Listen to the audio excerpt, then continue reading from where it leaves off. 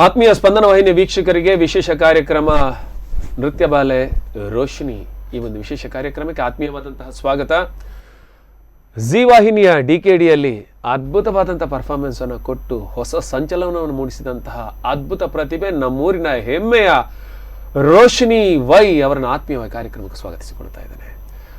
ಆತ್ಮೀಯರೇ, ರೋಶಿನಿ ಸಾಧನೆ ಹಿಂದೆ ಅದ್ಭುತವಾದಂತಹ ಶ್ರಮ ಇದೆ.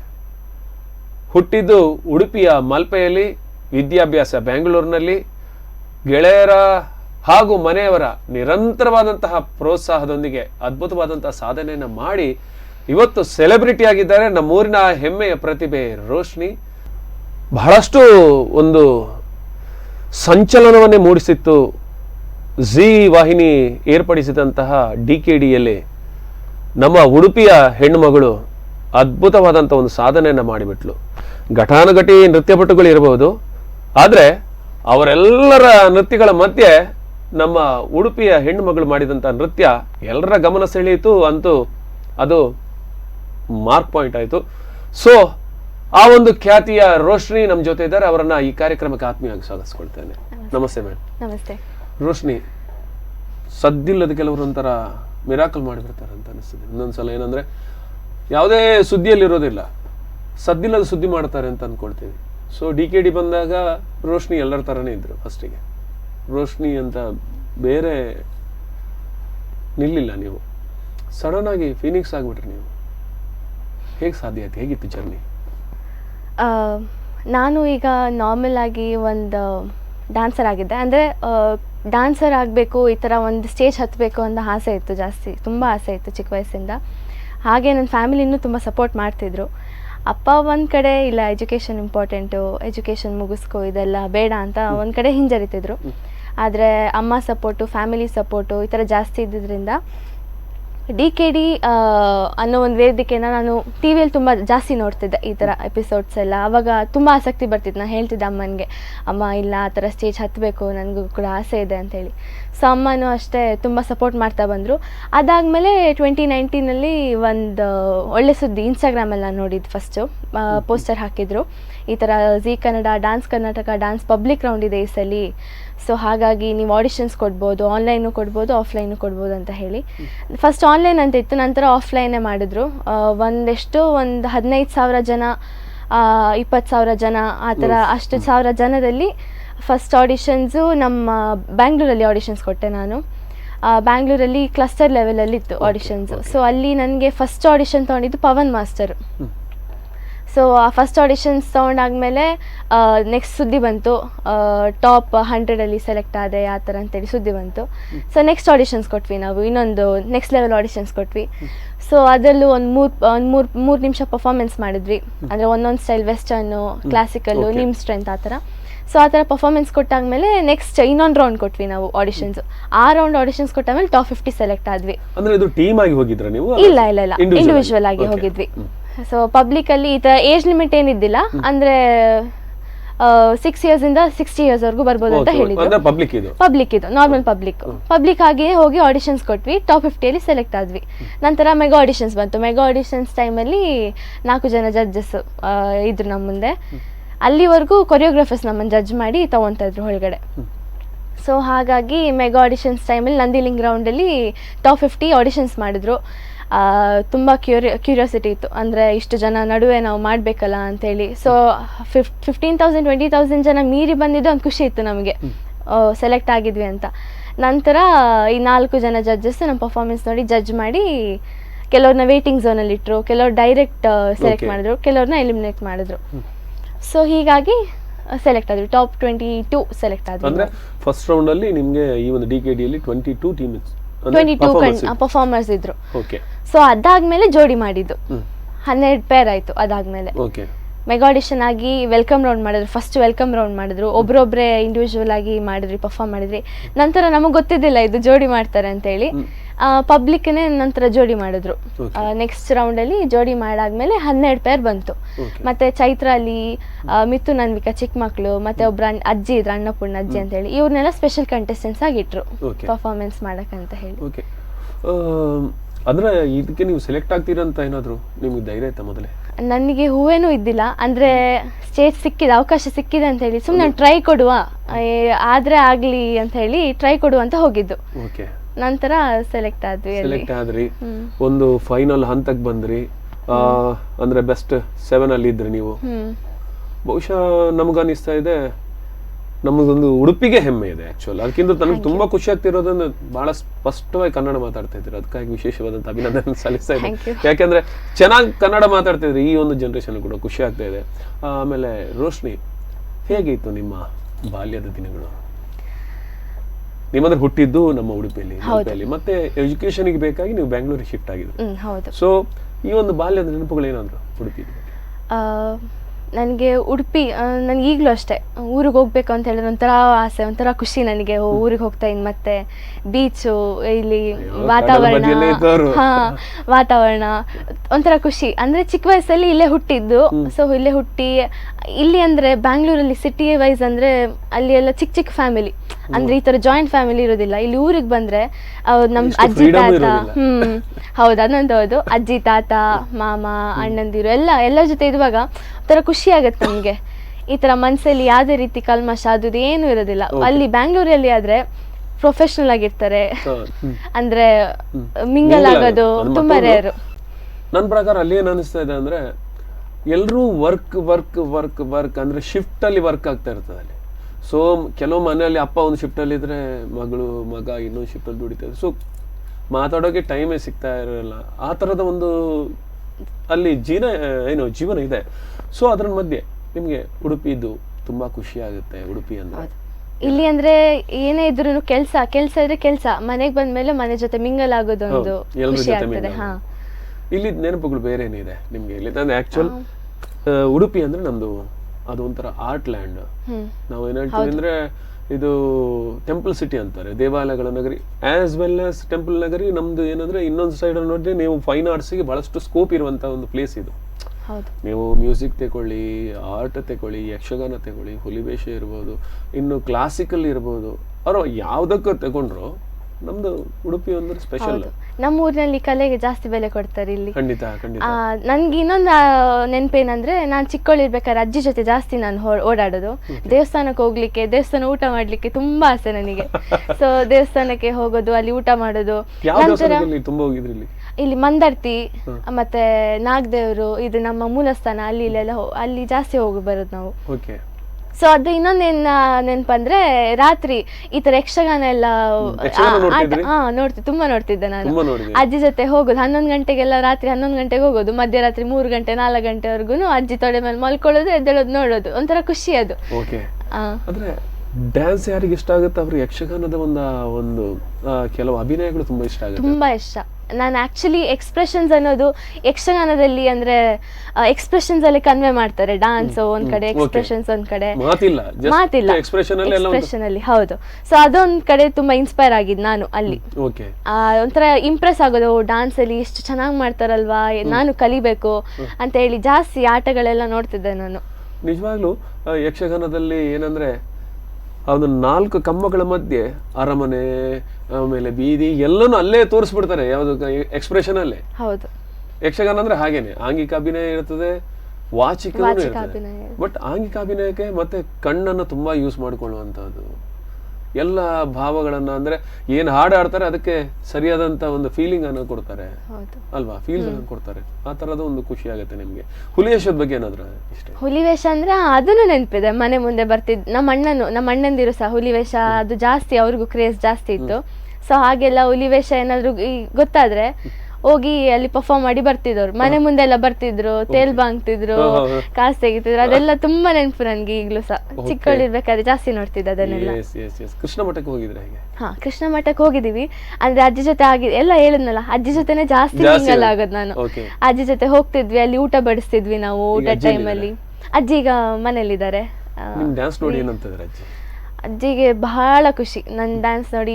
ಅಂದ್ರೆ ಹೇಳ್ತಾರೆ, ಅವಾಗ ಇಷ್ಟು ಚಿಕ್ಕವಳಿದ್ಲು, ಅವಾಗ್ಲೂ ನಾನು ಡ್ಯಾನ್ಸ್ ಆಡ್ತಿದ್ದೆ. ಸುಮ್ನೆ ಸಾಂಗ್ ಹಾಕಿದ್ರೆ ಸಾಕು ಡ್ಯಾನ್ಸ್ ಆಡ್ತಿದ್ದೆ ನಾನು ಮನೆ ಹೊಸ್ಲು ಮುಂದೆ. ಸೊ ಈಗ್ಲೂ ಅಷ್ಟೇ. ಇವಾಗ ದೊಡ್ಡ ಮಟ್ಟಿಗೆ ಟಿವಿಯಲ್ಲಿ ಎಲ್ಲ ಕಲೆಗಳ ಹಿಂದಿನ ಒಂದು ಶಕ್ತಿ ನನಗೆ ಅಜ್ಜಿ ಅಂತ ಅನಿಸ್ತಾ ಇದೆ. ಯಾಕಂದ್ರೆ ನಿಮ್ಮನ್ನ ಯಾವ್ಯಾವ ಕಲಾಧಾಮಗಳು ಅಂದ್ರೆ ಯಾವುದರಲ್ಲಿ ಕಲೆ ಇದೆ ಅಂತ ಸ್ಥಳದಲ್ಲಿ ನಿಮ್ಮನ್ನು ಕರ್ಕೊಂಡು ಹೋಗಿದೆ ಚಿಕ್ಕದಿನ. ಅದು ಯಾವತ್ತು ನಾವು ಚಿಕ್ಕದಿರುವಾಗ ಏನ್ ನೋಡಿರ್ತೀವಿ ಅದು ಹೌದು ಕರೆಕ್ಟಾಗಿ ರಿಜಿಸ್ಟರ್ ಆಗಿರುತ್ತೆ ಅಲ್ಲಿ ಮೈಂಡಲ್ಲಿ. ನೀವು ಯಕ್ಷಗಾನ ಹೇಳಿದ್ರಿ, ಹುಲಿವೇಷ, ಅದೇನಂದ್ರೆ ನೀವು ಎಷ್ಟೋ ಚಿಕ್ಕದಿರುವಾಗ ನೋಡಿದ್ರು ಈಗಲೂ ಅದು ಪಕ್ಕ ರಿಜಿಸ್ಟರ್ ಆಗಿರುತ್ತೆ. ಅದು ಎಲ್ಲೋ ಒಂದು ಕಡೆ ನಿಮಗೆ ಇವತ್ತಿನ DKD ಅನ್ನೋದು ಹೆಲ್ಪ್ ಆಗುತ್ತೆ. ತುಂಬಾ ಹೆಲ್ಪ್ ಆಗಿದೆ. ಯಾಕಂದ್ರೆ ನಮ್ಮ ಕಲ್ಚರ್ ಏನಿದೆ, ನಾವು ಹುಟ್ಟಿದಂತಹ ಪರಿಸರ, ಅಲ್ಲಿರುವಂತಹ ಜನ, ಅದೆಲ್ಲವೂ ಕೂಡ ಎಲ್ಲೋ ಒಂದು ಕಡೆ ನಮ್ಮ ಸಾಧನೆಗೆ ಹೆಲ್ಪ್ ಆಗುತ್ತೆ ಅಂತ 100% ಅಂತ. 100% ಹೌದು. ಓಕೆ, ನಿಮ್ಮ ಸ್ಕೂಲ್ ಲೈಫ್ ಹೇಗೆ? ಸ್ಕೂಲ್ ಲೈಫ್ ಅದು ಹೇಳಲಿಕ್ಕೆ ಇಲ್ಲ, ಅಂದ್ರೆ ಟೀಚರ್ಸ್ ನಂಗೆ ತುಂಬಾ ಸಪೋರ್ಟ್ ಮಾಡಿದ್ದಾರೆ. ಫಸ್ಟ್ ನೀವು ನಿಮ್ಮ ಪ್ರೈಮರಿ ಎಲ್ಲ ಇಲ್ಲಿ ಮಾಡಿದ್ರಿ? ಪ್ರೈಮರಿನೂ ಅಲ್ಲೇ ಮಾಡಿದ್ದು ನಾನು, ಬ್ಯಾಂಗ್ಳೂರಲ್ಲೇ ಮಾಡಿದ್ದು. ಓಕೆ. ಪ್ರೈಮರಿ ನರ್ಸರಿ ಎಲ್ಲ ಅಲ್ಲೇ ಮಾಡಿದ್ದು. ಹುಟ್ಟಿದಿಲ್ಲೇ, ಮತ್ತೆ ಒಂದ್ ಸ್ವಲ್ಪ ವರ್ಷ ಇಲ್ಲೇ ಇದ್ದೆ ಅಷ್ಟೇ. ಎಜುಕೇಶನ್ ಅಲ್ಲೇ ಶುರು ಮಾಡಿದ್ದು ನಾನು ಬ್ಯಾಂಗ್ಳೂರಲ್ಲಿ. ಹೌದು, ನಾನು ಓದಿದ ಸ್ಕೂಲು ನಿರ್ಮಲಾ ರಾಣಿ ಹೈಸ್ಕೂಲ್ ಅಂತ ಹೇಳಿ, ಕ್ರಿಶ್ಚಿಯನ್ ಸ್ಕೂಲ್ ಅದು. ಅಲ್ಲಿನೂ ಸಹ ನನಗೆ ಆತರ ಏನು ಭೇದ ಭಾವ ಆತರ ಏನು ಇಲ್ಲ. ಅಲ್ಲಿ ಚೆನ್ನಾಗಿ ನೋಡ್ಕೊಂತಾರೆ, ಟೀಚರ್ಸ್ ತುಂಬಾ ಸಪೋರ್ಟ್ ಮಾಡ್ತಾರೆ. ಎಜುಕೇಶನ್ ಅಂದ್ರೆ ಎಜುಕೇಶನ್ ಅಂದ್ರೆ ಸ್ಟ್ರಿಕ್ಟ್ ಅನ್ನೋ ತರ ಏನಿಲ್ಲ, ಫ್ರೆಂಡ್ಲಿ ಆಗಿ ಹೇಳ್ಕೊಡ್ತಾರೆ. ಸೊ ಅದು ಖುಷಿ ಇತ್ತು. ಫ್ರೆಂಡ್ಸು, ಟ್ರಿಪ್ಪು, ಸ್ಕೂಲ್ ಟ್ರಿಪ್ಪು, ಅದು ಎಲ್ಲ ತುಂಬಾ ನೆನಪಾಗ್ತದೆ. ಮತ್ತೆ ಚಿಕ್ಕ ಪುಟ್ಟ ಆಟಗಳಾಡೋದು ಕ್ಲಾಸಲ್ಲಿ. ಸ್ವಲ್ಪ ಗಲಾಟೆ, ಆದ್ರೆ ನಾನು ಜಾಸ್ತಿ ಲೀಡರ್ ಆಗ್ತಿದ್ದೆ ಕ್ಲಾಸಿಗೆ. ಮಾತಾಡ್ಲಿಕ್ಕಿಲ್ಲ, ಹಂಗೆ ಹಿಂಗೆ ಇರ್ಬೇಕು. ಆಮೇಲೆ ಲಂಚ್ ಪೀರಿಯಡ್ ಅದೆಲ್ಲ ಗಲಾಟೆ ಇದ್ದೇ ಇರುತ್ತೆ. ಆಮೇಲೆ ಹೈಸ್ಕೂಲ್ ಸಹ ಅವಾಗ ರೆಸ್ಪಾನ್ಸಿಬಿಲಿಟಿ ಜಾಸ್ತಿ ಬಂತು. ಚಿಕ್ಕವ್ರು ಇರ್ಬೇಕಾದ್ರೆ ಆಟ ಅದು ಇದೆಲ್ಲ ನಾರ್ಮಲ್ ಇತ್ತು. ಬಟ್ ಹೈಸ್ಕೂಲ್ಗೆ ಹೋಗ್ತಾ ಹೋಗ್ತಾ ರೆಸ್ಪಾನ್ಸಿಬಿಲಿಟೀಸ್ ಆಗಿರ್ಲಿ, ಮಾರಲ್ ಲೈಫ್ ಬಗ್ಗೆ ಎಲ್ಲ ಗೊತ್ತಾಗ್ತಿತ್ತು ನಮ್ಗೆ. ಈ ತರ ಸೊಸೈಟಿಯಲ್ಲಿ ಹೆಂಗಿರ್ಬೇಕು ಆ ತರ. ಸೊ ಅವಾಗ ಅವೇರ್ನೆಸ್ ನಮಗೆ ಜಾಸ್ತಿ ಬರ್ತಿತ್ತು. ಈಗ ಏನ್ ಮಾಡ್ತೀರಾ ಎಜುಕೇಶನ್? ಈಗ ಸೆಕೆಂಡ್ PU ಮಾಡ್ತಾ ಇದ್ದೀನಿ ಸದ್ಯಕ್ಕೆ. ಸೊ DKD ಸರಿ ಹೇಳಿ. ಸೆಕೆಂಡ್ PU ಸ್ವಲ್ಪ ಕಷ್ಟ, ನಾನು ಎಲ್ಲೋ ಕಾಲೇಜಲ್ಲಿ ಇದ್ದೀರ ಅನ್ಕೊಂಡಿದ್ದ. ಓಕೆ, ಸೆಕೆಂಡ್ PU ಮಾಡ್ತಿದ್ದೀನಿ. ಓಕೆ. DKD ಬಂದಿ ಕೂಡಲೇ ಫಸ್ಟ್ PU ಅಂತೂ ನಾನು ಅಟೆಂಡ್ ಮಾಡ್ಲಿಕ್ಕೆ ಸೆಕೆಂಡ್ PU ಅಲ್ಲ, 2 ವರ್ಷ ನಿಮ್ ಕ್ಲಾಸ್ ಇಲ್ಲಲ್ಲ. ಫಸ್ಟ್ PU ನಮ್ಮ ಕ್ಲಾಸ್ ಇತ್ತು, SSLC ಇತ್ತು ನಮಗೆ. ರೈಟಿಂಗ್ ಎಕ್ಸಾಮ್ ಇತ್ತು. ಸುರೇಶ್ ಕುಮಾರ್ ಇಲ್ಲ, ಫಸ್ಟ್ PU ಮಾಡಿದೆ. ಅಂದ್ರೆ ಕಾಲೇಜ್ಗೆ ಹೋಗಿಲ್ಲ ನಾವು, ಎಲ್ಲ ಆನ್ಲೈನ್ ಅಲ್ಲೇ ಮಾಡಿದ್ದು.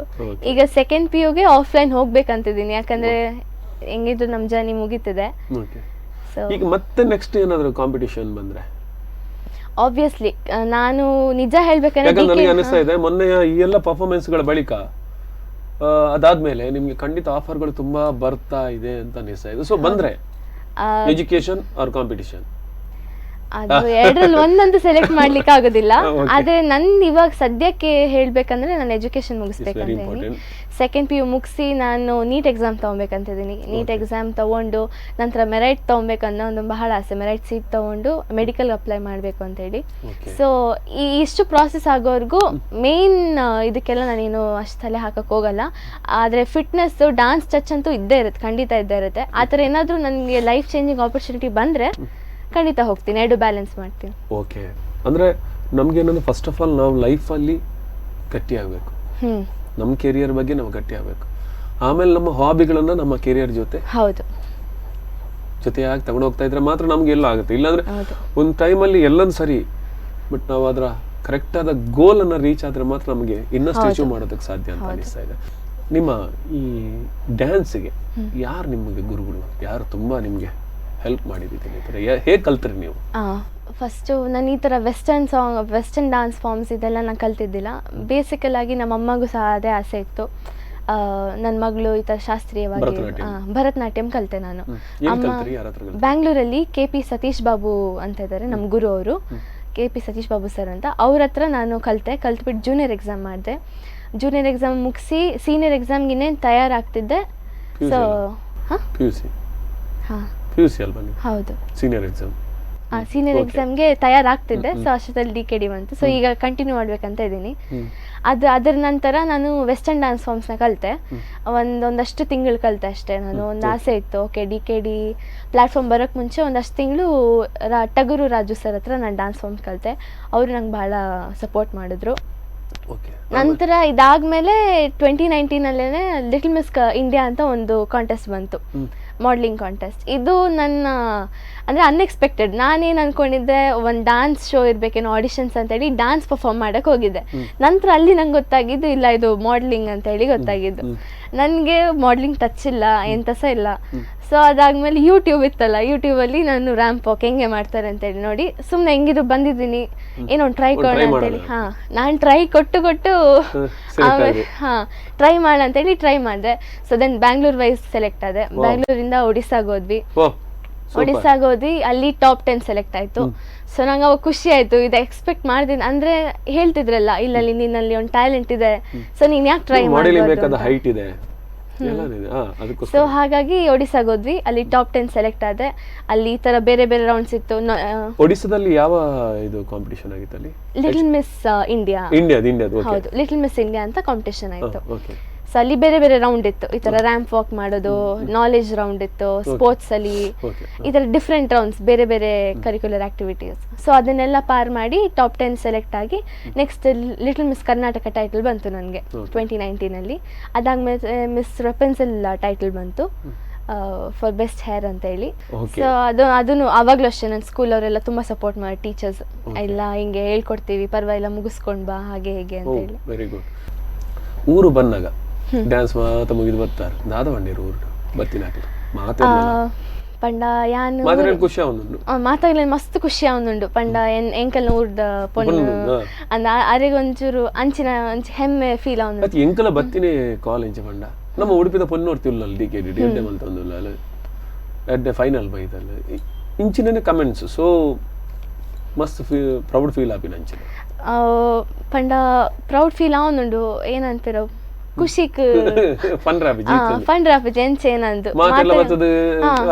ಈ DKD ಮಲ್ತಾರತೆ ಬಾರಿ ಶೋಕ್ ಆತನ ಡ್ಯಾನ್ಸ್ ಸೆಲೆಬ್ರಿಟಿ ಆತಾರ ಅಂದ್ ಪಂಡ ಕಾಮನ್ ಬಂದಾದಿತ್ತೆ. ಪಂಡ ಇತ್ತಂಚೂರು DKD ಮಲ್ತಾ ಬರ್ತಾ ಇರ್ಬೇಕು ಅವು ಒಂಚೂರು ಪುದರ್ ಇಂಚ ಓ DKD ರೋಶ್ನಿ ಎಡ್ಡೆ ಮಲ್ಪರ ಅಂಚಿನ ಒಂಚೂರು ಖುಷಿ ಆಪ್ ಮನಸ್ಸಿಗೆ. ಓಕೆ ಒಂದು 6 ಜನ ರೆಕಗ್ನೈಸ್ ಆಗುದಿಲ್ಲ ಅಂದು ಒಂಚೂರು ಸ್ಯಾಟಿಸ್ಫ್ಯಾಕ್ಷನ್ ಉಂಟು ಮನಸ್ಸಿಗೆ. ಐತ ಒಟ್ಟಿಗೆ ದಾದ ಪಂಡ ಎಂಕ್ಲೆ ಕೊಂಚ ಖುಷಿ ಉಂಡು. ಎಂಕ್ಲು ಉಡುಪಿದಾರ ತಾನು ಏರಣ ಪಂಡ ನಮ್ಮ ಉಡುಪಿದಾರ. ಸೊ ಈ ಮಣ್ಣಗಳು ಒಂಜಿ ಪುದಾರ ಉಂಡು ದೇವಣ್ಣ ಒಂದು ಭಯಂಕರ ಏತೇತೋ ಮಲ್ಲ ಆರ್ಟಿಸ್ಟ್ ನಕ್ಲೇನು ಕೊರನಂಚಿನ ಈ ಒಂಜಿ ಪುಣ್ಯ ಮಣ್ಣು. ಸೊ ಐಟ್ ಈ ರೋಂಜಿ ಬರ್ತದೆ ನಮ್ಮ ಐಕೊಂಜಿ ಹೊಸತ್ತು ಸೇರ್ಪಡೆ ಆಪನು ಎಂಚಿನ ಆರ್ಟಿಸ್ಟ್ ನಕ್ಲ ಆತ್ಪತ್ತಿರ ಮುಲ್ಪದಾಗ್ಲು ಒಳ್ಳೆ ರೀತಿಯಲ್ಲ ಮಸ್ತ್ ಅಚೀವ್ ಮಲ್ಪನಾಗ್ಲು ಒಳ್ಳೆ. ಸೊ ಡ್ಯಾನ್ಸ್ ಕೊಂಚ ಹೊಸ ಪುದಾರ ಬರ್ತಾನೆ ಇಂಕ ನನ್ನಲ್ಲ ಮನಸ್ಸು ಉಂದೇನು ಮಾತ ತೂಯಿ ಬೊಕ್ಕ ನನ್ನಲ್ಲ ಅವನುಂಡು ಇಜ್ಜಿ ನನ್ನಲ್ಲ ಪುದರ್ ಮಲ್ಪೊಡು ಅಚೀವ್ ಮಲ್ಪೊಡು ಅಂದ ಒಂಚೂರು ಬರೋದುಂಡು ಮನಸ್ಸು. ಇತ್ತ ಫಿಲ್ಮಿಗೆ ಬರ್ತಾನೆ ಆಫರ್ ಬರ್ತಾನೆ ದಾದ ಫ್ರಾಂಕ್ ಎಂಕ್ ಇಜ್ಜಿ ಆಫರ್ ಬರ್ತಾನೆ ಇಜ್ಜಿ ಸೀರಿಯಲ್ ಮಾತ ಬೈದನ್ ಸೀರಿಯಲ್ ಮಾತ ಬೈದನ್ ಪಂಡ ಡ್ಯಾಡಿ ಒಂದು ಬುರಿನ ಗ್ರೇಟ್ ನೆಕ್ ಬಿಡ್ತೀನವೇ ಮಲ್ಲ ವಿಷಯ. ಸೊ ಆಕ್ಟಿಂಗ್ ಶೂಟಿಂಗ್ ಅವೇ ಒಂಚೂರು ಏನಂತ ಬೊಚ್ಚಿ ಮನ್ಪೇರ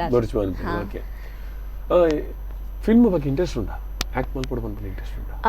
ಪಂಡ ಇಂಚ ಎಕ್ಸ್ಪ್ರೆಸಿವ್ ಆದ ಆಕ್ಟಿಂಗ್ ಮಲ್ಪೊಡು ಅಂಚೆ ಇಂಚ ಎಂಕ್ ಇಂಟ್ರೆಸ್ಟ್ ಉಂಡು. ಆಕ್ಟಿಂಗ್ ಮಲ್ಪೊಡು ಅಂಚೆ ಇಂಟ್ರೆಸ್ಟ್ ಉಂಟು. ನಿಮ್ಮ ಪ್ರೀತಿಯ ಆಕ್ಟ್ರೆಸ್ ಯಾರು? ತುಂಬಾ ಇಷ್ಟಪಡೋದು ನೀವು ತುಂಬಾ ಆಕ್ಟಿಂಗ್ ಇವ್ರದ್ದು ನಂಗೆ ತುಂಬಾ ಇಷ್ಟ. ಸ್ಯಾಂಡಲ್ವುಡ್ ಅಂತ ಯಾವ್ದಾಗ ಬರುವ ಎಂಕ ದೀಪಿಕಾ ಪಡುಕೋಣ್ ಬಾರಿ ಇಷ್ಟ. ಓಕೆ, ಅದು ಬಿಟ್ರೆ ಸ್ವಲ್ಪ ಓಲ್ಡ್ ಅಲ್ಲಿ ಯಾರನ್ನ ಇಷ್ಟಪಡ್ತೀರಿ? ಸ್ವಲ್ಪ ನಂಗೆ ಮಾಲಾಶ್ರೀ ಮ್ಯಾಮ್ ಇಷ್ಟ. ಹಾಗೆ ಹೇಳಿದ್ರೆ ಮಾಲಾಶ್ರೀ ಮ್ಯಾಮ್ ಅವ್ರೊಂಥರ ಅಂತ ಘಾಟಿ ಇರ್ಬೇಕಾದ್ರೆ ಘಾಟಿ, ಎಮೋಷನಲ್ ಆಗಿರ್ಬೇಕು ಎಮೋಷನಲ್, ಅವ್ರ ಎಕ್ಸ್ಪ್ರೆಷನ್ ನಂಗೆ ಇಷ್ಟ. ಓಕೆ, ಮಾಲಾಶ್ರೀ ಮ್ಯಾಮ್ದು. ಓಕೆ, ಅದರ ಒಟ್ಟಿಗೆ ನಾನೀಗ ಮತ್ತೆ ನಿಮ್ಮ DKDಗೆ ಬರ್ತೀನಿ. ಟೋಟಲ್ ಎಷ್ಟು ರೌಂಡ್ ಮಾಡಿದ್ರಿ? ಇದು ಒಂದು ನಿಯರ್ಲಿ ಒಂದು 20 ಡ್ಯಾನ್ಸಸ್ ಮಾಡಿದ್ರಿ. 36 ಎಪಿಸೋಡ್ಸ್ ಹಂಗೇನೋ ಇತ್ತು, ಬಟ್ ನಾವು ಪರ್ಫಾರ್ಮ್ ಮಾಡಿದ 20 ಅಬವ್ ಇರುತ್ತೆ. 20 ಅಬವ್ ಇರುತ್ತೆ. ದೊಡ್ಡ ಸುದ್ದಿ ಮಾಡಿದ್ದು ನಾಗವಲ್ಲಿ. ಹೌದಾ, ಅದು ನನ್ನ ಪರ್ಸನಲ್ ಇಷ್ಟ ಕೂಡ ಪರ್ಫಾರ್ಮೆನ್ಸ್. ನಾನು ನಾಗವಲ್ಲಿ ಬಗ್ಗೆನೇ ಕೇಳಬೇಕಿತ್ತು, ಯಾಕಂದ್ರೆ ಅದೊಂದು ಎಷ್ಟು ಜನರ ಸ್ಟೇಟಸ್ ಅಲ್ಲಿ ಇತ್ತು ಅಂತ ನಮಗೂ ಗೊತ್ತಿದೆ. ಯಾಕಂದ್ರೆ ಆ ಒಂದು ಏರ್ ಮಾರ ರಿಕ್ಷಾದಿರ್ತೀನಿ ನಮ್ಮನೆ ಅಂತ ಎಲ್ಲರೂ ಮಾತಾಡಿ. ಈಗ ನೋಡಿ ಸ್ಟೇಜ್ ಮೇಲೆ ಇದ್ದ ವಿಷಯಗಳು ಒಂದಷ್ಟು ಜನಕ್ಕೆ ಮಾತ್ರ ಗೊತ್ತಿದೆ. ಪಾಪ ನಮ್ಮೆಲ್ಲರ ಪ್ರತಿಯಾರು ಟಿವಿ ನೋಡ್ತಾರೆ ಮನೇಲಿ, ಜಾಸ್ತಿಯಾಗಿ ಲೇಡೀಸ್ ನೋಡ್ತಾರೆ. ಅವ್ರಿಗೆ ನೀವು ಒಂದ್ ಕೈಯಲ್ಲಿ ಹೀಗೆ ತೆಗ್ದೀಗ ಅದೇಗೆ ಆಕ್ಷನ್ ಹೇಗೆ ಅದು ಅಷ್ಟು ಎತ್ತೀರಿ ನೀವು ಫುಲ್ಲು? ಆಕ್ಚುಲಿ ಹೇಳ್ಬೇಕಂದ್ರೆ ನಾವ್ ಇವಾಗ ಸ್ಟೇಜ್ ಮೇಲೆ 3 ನಿಮಿಷ ಏನ್ ಪರ್ಫಾರ್ಮ್ ಮಾಡ್ತೀವೋ ಅದ್ರ ಹಿಂದೆ 1 ವಾರ ಪಡೋ ಕಷ್ಟ ಸೀರಿಯಸ್ ಆಗಿ ಯಾರಿಗೂ ಗೊತ್ತಾಗೋದಿಲ್ಲ. ತುಂಬಾ ಕಷ್ಟ ಇದೆ. ಸ್ಟೇಜ್ ಅಲ್ಲಿ ನಿಮ್ಮ ಪರ್ಫಾರ್ಮೆನ್ಸ್ ಸೂಪರ್ ಆಗಿ ಬಂದಿದೆ ಅಂದ್ರೆ ಅದ್ರ ಹಿಂದಿನ ನಿಮ್ಮ ತುಂಬಾ ಪ್ರಾಕ್ಟೀಸ್ ಕತೆ ಇದೆ, ತುಂಬಾ ಕತೆ. ಒಂದೊಂದು ಎಷ್ಟು ಚಂದ ಕಷ್ಟಪಟ್ಟು ಅದನ್ನ ಮಾಡಿದ್ರಿ ಪ್ರಾಕ್ಟೀಸ್, ಅದ್ರ ರಿಸಲ್ಟ್ ಇಲ್ಲಿ ಬರುತ್ತೆ. ಅದು ಖುಷಿನೇ ಬೇರೆ. ರಿಸಲ್ಟ್ ಬಂದಿದ ತಕ್ಷಣ ಖುಷಿಗೆ ಅಳು ಬರ್ತದೆ. ಅದು ಅಷ್ಟು ಖುಷಿ ಆಗಿತ್ತು. ಅದು ಎತ್ತಿದಂದ್ರೆ ಹಿಂದ್ಗಡೆ ಒಬ್ಬ ಅಣ್ಣ ಇದ್ದಾರೆ ಬಾಹುಬಲಿ ಅಂತ ಹೇಳಿ, ಅವ್ರು ಎತ್ತಬೇಕು. ಹಿಂದ್ಗಡೆ ಅವ್ರು ಸಪೋರ್ಟ್ ಕೊಟ್ರೆ ಮುಂದ್ಗಡೆ ನಾನು ಎತ್ತಲಿಕ್ಕೆ ಆಗತ್ತೆ. ಸೊ ಹಾಗಾಗಿ ಅವ್ರ ಹಿಂದ್ಗಡೆಯಿಂದ ಎತ್ತುತ್ತಿದ್ರು, ಹಿಂಗೆ ಪುಷ್ ಕೊಡ್ತಿದ್ರು, ನಾನು ಮುಂದ್ಗಡೆ ಹಿಂಗೆ ಎತ್ತಿದೆ. ಬಟ್ ಅದು ನ್ಯಾಚುರಲ್ ಆಗಿ ಬರ್ಬೇಕಲ್ಲ, ಹೌದು, ಅದು ಇಂಪಾರ್ಟೆಂಟ್. ಮತ್ತೆ ಅಲ್ಲಿರುವ ನಿಮ್ಮ ಎಕ್ಸ್ಪ್ರೆಷನ್ಸ್, ನೀವು ಲಾಸ್ಟ್ ಪೋರ್ಷನ್ ಅಲ್ಲಿ ಒಂದ್ಸಲ ಎಂಡಾಗ ಮೇಲೆ ಪಟ್ಟ ಬೀಳ್ತೀರಿ ಕೆಳಗೆ. ಅಂದ್ರೆ ಅಲ್ಲೊಂಥರ ಏನಾಗಿತ್ತು ಅಂದ್ರೆ ನೋಡೋರಿಗೆ, ಜಡ್ಜಸ್ ವಿಷಯ ಬಿಟ್ಬಿಡಿ, ಅಲ್ಲಿ ನೀವು ನೋಡಿದವ್ರು ನಿಮ್ ಜೊತೆ ಇಲ್ಲಿ ನೋಡಿದ ಪ್ರತಿಯೊಬ್ಬನು ಅದ್ರ ಬಗ್ಗೆ ಮಾತಾಡ್ತಿದ್ರು ಅಂತ ನನಗೆ ಪರ್ಟಿಕ್ಯುಲರ್ ಆ 1-2-3 ಸಿಚುವೇಶನ್ಗಳ ಬಗ್ಗೆ ಮಾತಾಡ್ತಿದ್ರು. ನೋಡು ನಿನ್ನ ಗಂಗಾ ನಾಗವಲ್ಲಿ ಆಗಿರೋದನ್ನ ನೋಡು.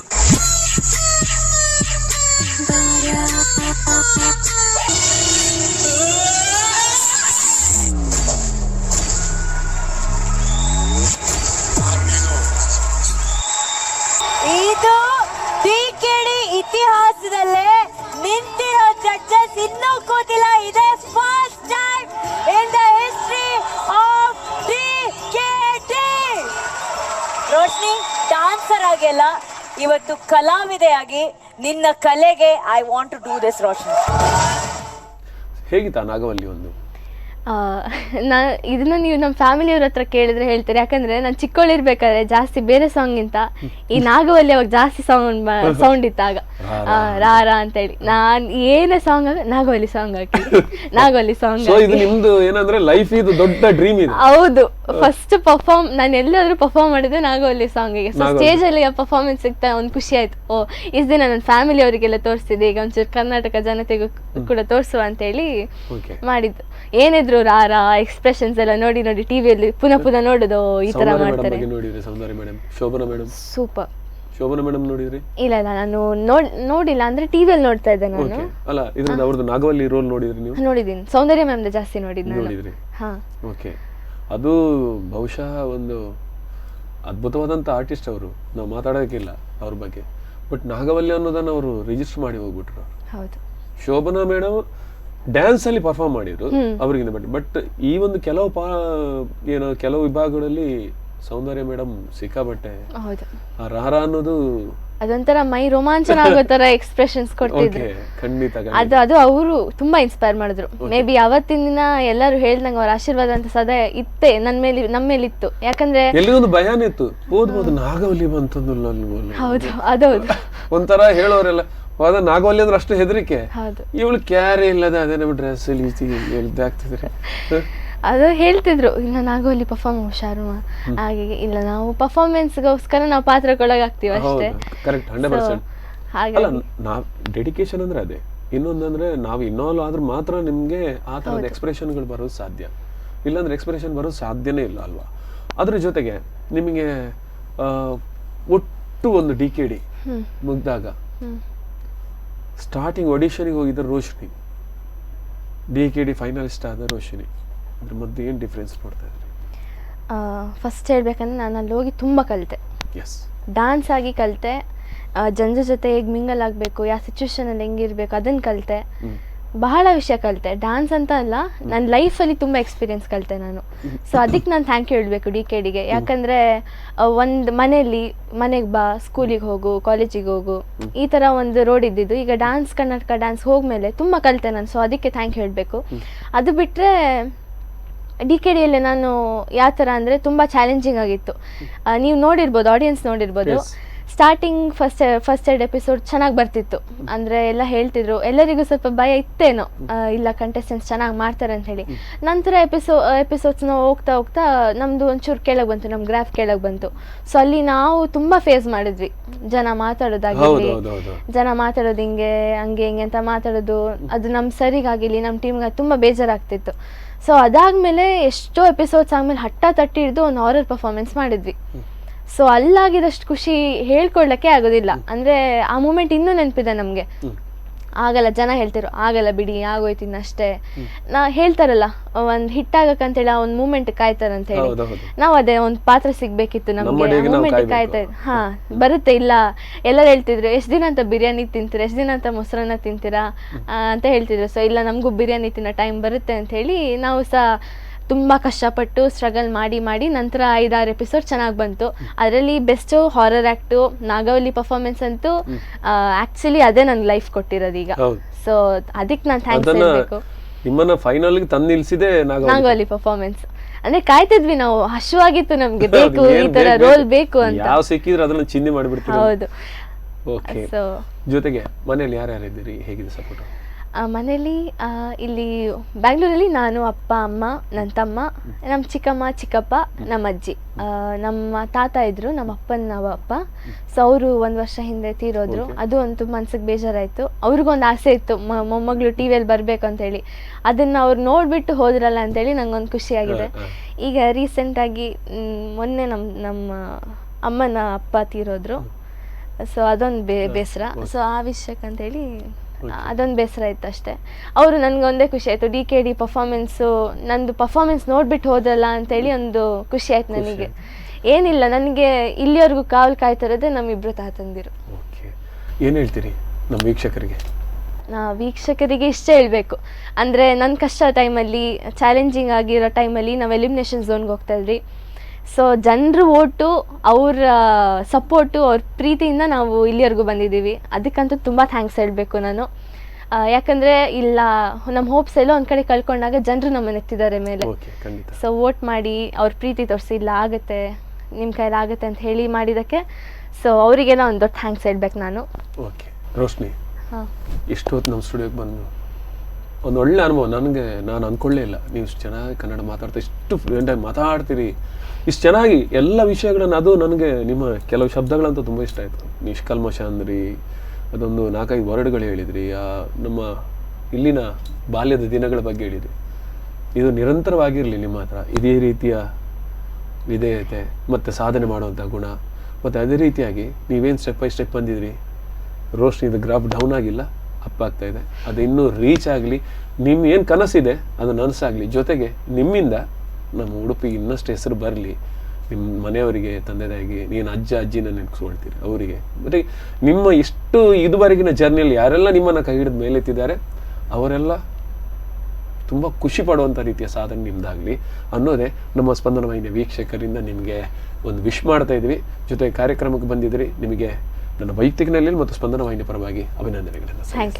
ಥ್ಯಾಂಕ್ ಯು ಸೊ ಮಚ್, ಧನ್ಯವಾದ.